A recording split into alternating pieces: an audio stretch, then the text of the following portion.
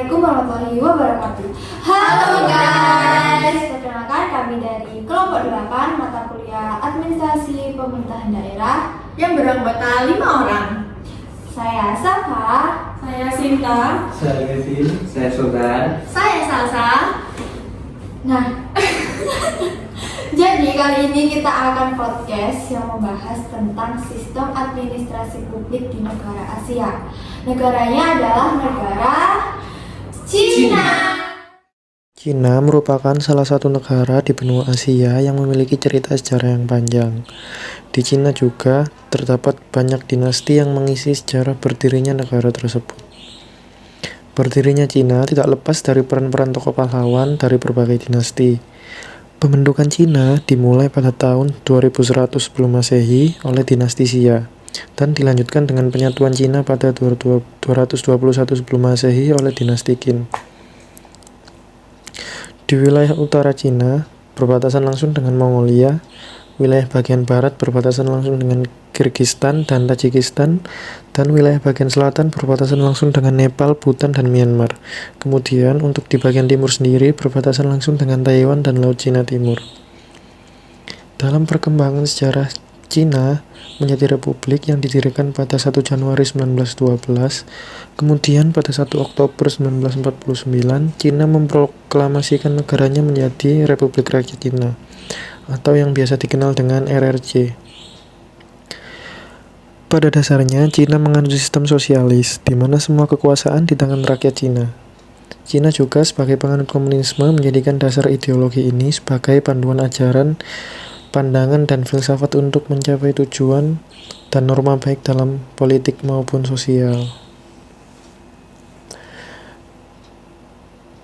Dengan mengamalkan komunisme, Cina mampu membentuk tatanan politik yang penuh dalam menentukan sebuah kebijakan, sehingga pemerintah Cina bisa menjaga stabilitas politik dan keamanan nasionalnya. Bentuk negara Cina adalah kesatuan dengan sistem pemerintahan presidensial dan bentuk pemerintahan komunis.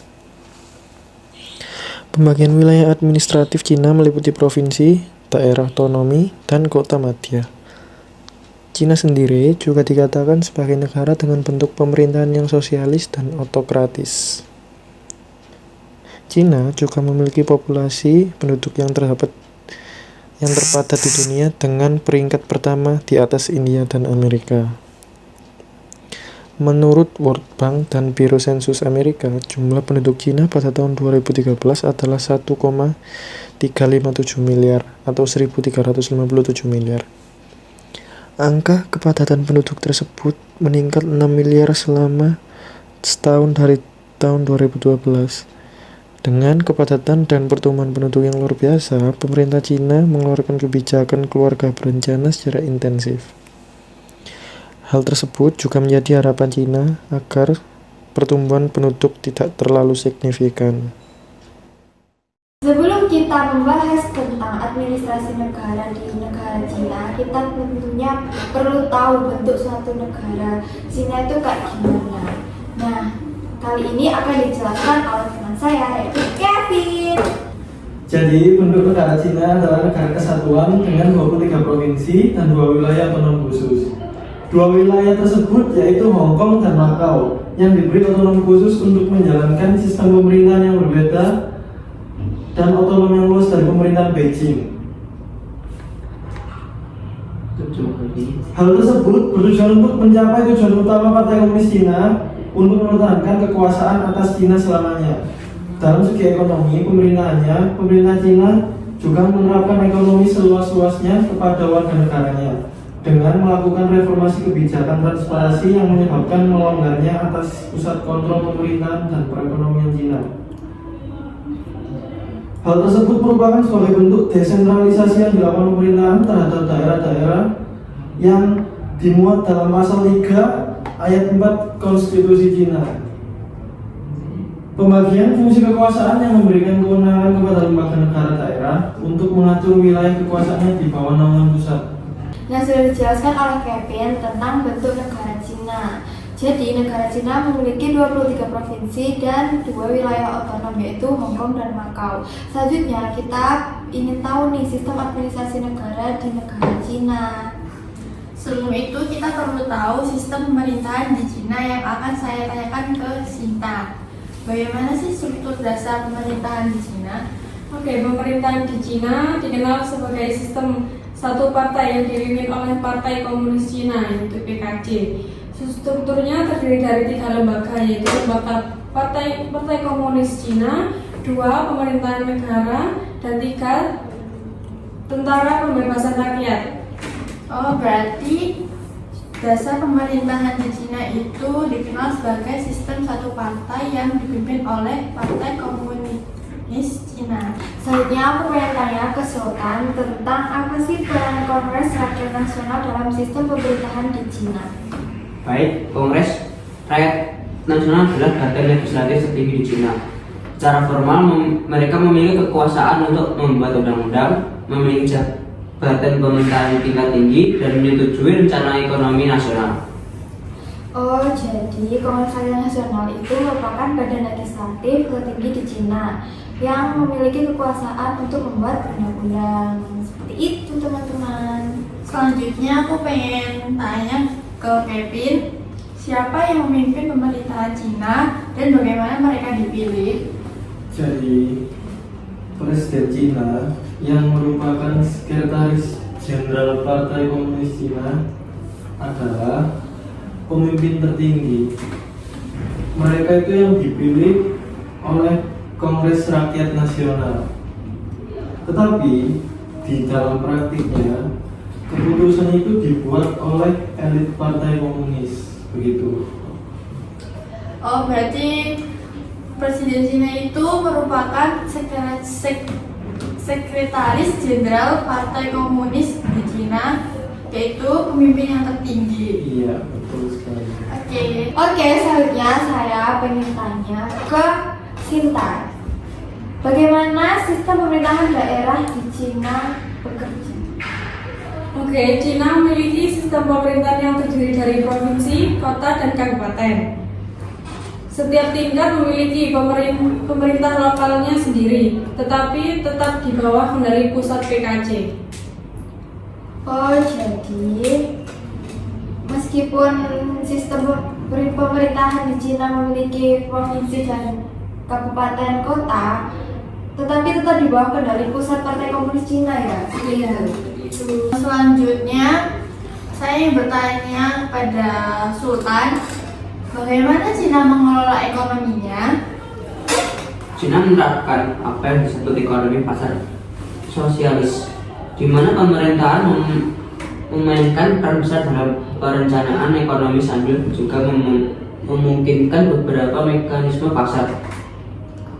Berarti Cina ini memiliki sebutan yaitu ekonomi pasar sosialis yang dimana pemerintah memainkan peran besar dalam perancangan ekonominya untuk bisa menjadi mekanisme pasar. Nah, selanjutnya kita akan bertanya tentang sistem hukum kepada Kevin. Bagaimana sih sistem hukum di Cina beroperasi? Jadi itu sistem hukum di Cina yaitu sistem hukum sipil yang dipengaruhi oleh ideologi sosial. Pengadilan berada di bawah pengawasan Partai Komunis, sehingga dapat memengaruhi keputusan-keputusan penting. Berarti setiap pengadilan itu tetap di bawah pengawasan Partai Komunis ya? Betul itu? sekali. Oke. Baik, pertanyaan selanjutnya untuk Sinta. Di negara Cina administrasi publiknya pasti ada beberapa fase ya. Menurut kamu, fase administrasi publik yang terbaik dari negara Cina itu apa aja sih? Yang pertama yaitu fase pertama zaman kekaisaran. Administrasi kerajaan dimulai dari dinasti Xia pada tahun sebelum 1912. Sistem kerajaan berjangka panjang, berpengalaman, berevolusi, mengarahkan untuk struktur dan kelembagaan yang kompleks. 2. Periode 1912 sampai 1949, administrasi negara pada periode tersebut terjadi perang kerajaan dan disintegrasi. Masa itu Partai Kuomintang, lalu tahun 1928 Partai Kuomintang menyatukan Cina dalam satu nama. Periode 1949 sampai 1978, administrasi negara pada periode tersebut memiliki keamanan nasional dan transformasi sosial yang merupakan dua misi utama dari Chinese Communist Party dan People's Republic of China. Tahun 1978, dengan menerapkan reformasi dan kebijakan terbuka pada cara eksperimental secara terhadap mulai menggabungkan nilai-nilai modern dari administrasi publik. Periode 1912 sampai 1978, administrasi Cina pada periode tersebut ditentukan oleh kompetisi dan kompromi dua gagasan politik Western, demokrasi liberal dan sosialisme. Awal tahun 2000, negara Cina telah berusaha untuk meningkatkan efisiensi dan kualitas dari pelayanan publik dengan mereformasi struktur administrasi publik. Berarti menurut Sinta, fase administrasi publik itu ada 6 ya. Yang pertama itu fase pertama zaman kekaisaran, yang kedua periode 1912 sampai 1949, yang ketiga periode 1949 sampai 1978, dan yang keempat tahun 1978, lalu periode 1912 sampai 1978 hingga, dan yang terakhir itu awal tahun 2000 ya. Iya. Oke. Selanjutnya saya akan bertanya ke Sultan. Apa sih yang kamu tahu tentang sistem pemerintahan di Cina? Jadi sistem pemerintahan negara Cina menganut sistem pemerintahan totalitarian yang dimana pemerintahan memiliki kontrol total terhadap segala aspek kehidupan masyarakat. Dalam sistem aspek kehidupan masyarakat, pemerintahan memiliki kekuasaan yang sangat besar di atas semua aspek kehidupan, termasuk kekuatan politik, ekonomi, sosial, dan kultur. Oh, berarti Cina ini menganut sistem pemerintahan totalitarian yang kekuasaannya sangat besar di atas semua aspek kehidupan, termasuk kekuasaan politik, ekonomi, sosial, dan kultur. Oke. Selanjutnya saya ingin bertanya kepada Kevin. Terus apa sistem politik yang terdapat dalam pemerintahan di Cina? Jadi faktor politik Cina itu lebih kepada kepartaian, sistem kepartaian lebih tepatnya. Sehingga Cina merupakan negara komunis dan terdapat satu partai yang sangat berkuasa baik pemerintahan maupun politik, yaitu Partai Komunis Cina. Partai Komunis Cina dengan menganut sistem secret ballot dan seluruh proses pemilihan diatur dalam satu hukum. Begitu. Berarti sistem politik yang terdapat dalam pemerintahan Cina itu lebih kepada sistem kepartaian ya, yang dinaung oleh satu partai yaitu PKC. Oke, baik, terima kasih. Selanjutnya saya akan bertanya ke Sinta. Bagaimana sistem hukum yang berjalan di Cina? Sistem hukum Cina di masa Republik berbasis Marxisme versi Mao Zedong didasarkan pada prinsip-prinsip ideologi komunis yang diterapkan dalam konstitusi dan hukum negara. Sistem hukum ini cenderung tertutup terhadap pengaruh asing termasuk hukum karena pemerintah mau menganut prinsip isolasionisme dan anti-imperialisme. Seperti itu. Oh, berarti di masa Marxisme versi Mao Zedong itu didasarkan oleh prinsip-prinsip ideologi komunis ya, yang diterapkan dalam konstitusi dan hukum negara. Oke. Dan ini yang pertanyaan terakhir ya di podcast ini, yaitu saya ingin bertanya kepada Sultan, bagaimana Cina mengelola hubungan antara pemerintah pusat dan daerah? Jadi Cina menerapkan sistem yang disebut sentralisme demokratis, di mana pemerintahan daerah memiliki beberapa otonomi dalam implementasi kebijakan, tetapi tetap harus patuh pada arahan pusat. Berarti Cina ini menerapkan sistem yang disebut sentralisme demokratis ya, yang dimana pemerintah daerah memiliki beberapa otonomi dan implementasi kebijakan. Oke, baik. Kesimpulan dari podcast ini yaitu setiap negara mempunyai sebuah sistem administrasi negara yang akan mengatur keseluruhan di dalamnya. Sistem administrasi dari tiap negara itu berbeda. Hal ini disebabkan oleh adanya perbedaan budaya, norma, dan aturan, serta ideologi pada setiap negara sehingga menyebabkan sistem administrasi pada masing-masing negara berbeda. Administrasi negara adalah keseluruhan penyelenggaraan kekuasaan pemerintah negara dengan memanfaatkan dan mendayagunakan segala kemampuan aparatur negara serta segenap dana dan daya untuk terciptanya tujuan terlaksananya tugas negara. Sekian dari kelompok kami. Saya Salsa. Saya Sultan. Saya Gavin. Saya Sinta. Dan saya Sarfa. Sampai jumpa di video selanjutnya. Bye-bye. Behind the scene. Assalamualaikum warahmatullahi wabarakatuh. Halo,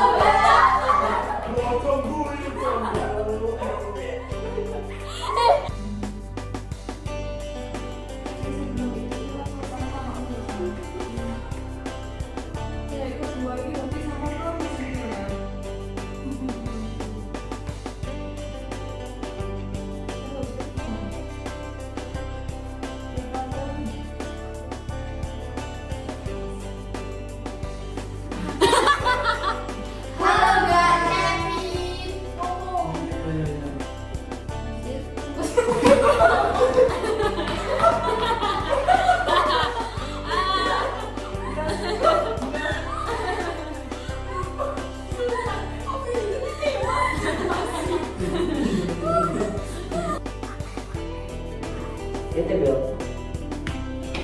Yang beranggota 8 Kamu kan? itu merupakan badas dan badas. Jadi itu ya. Sistem hukum budi. Oke, selanjutnya aku pengen tanya ke aku sih nggak sih? Ya saya Oke, lebih formal oke. saya. Timur ya.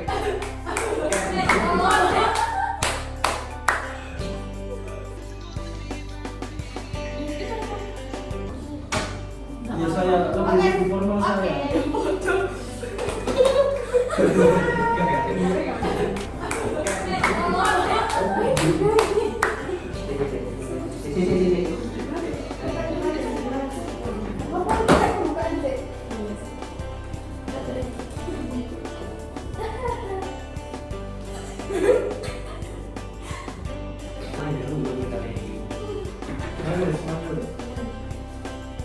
Isbar.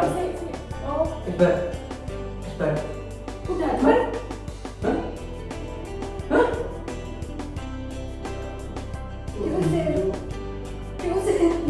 Diusir. Waduh.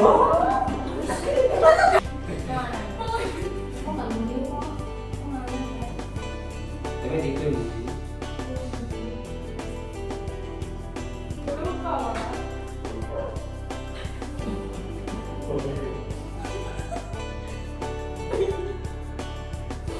Sing buri balik marah mulai.